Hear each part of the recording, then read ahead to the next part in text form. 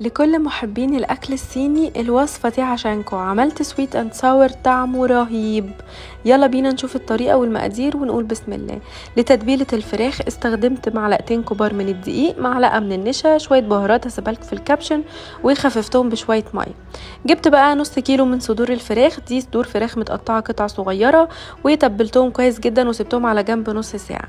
يلا بقى نبدر الفراخ بتاعتنا، كوبايتين من الدقيق، معلقة من النشا، وقلبتهم كويس وابتديت ان انا انزل عليهم بالفراخ وابدرها كويس جدا في زيت سخن بقى على البوتاجاز. نزلت بالفراخ بتاعتي كويس جدا، واول ما ابتدت تلون كده وتاخد لون جولد من تحت قلبتها على طول. بعد كده بعد ما خلصتها سبتها في مصفى تتصفى خالص من اي زيت فيها، وابتديت ان انا اسلق المكرونة بتاعتي. جبت كيس من المكرونة الشرايط اللي هي الفوتوتشيني، وابتديت ان انا اسلقها سلق عادي جدا. يلا بقى نجهز الصوص بتاعنا.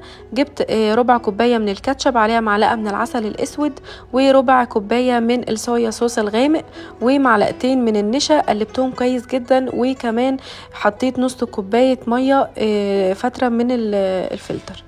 يلا بقى نعمل الخضار بتاعنا. جبت خضار مشكل، هسيب لكم المقادير بالظبط تحت.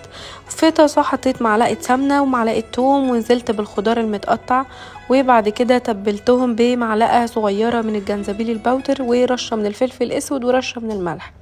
اول ما الخضار دبل معايا خالص نزلت عليه بالصوص اللي انا عملته، وبعد كده بعد ما القوام بتاع الصوص تقل شويه نزلت بالفراخ بتاعتي.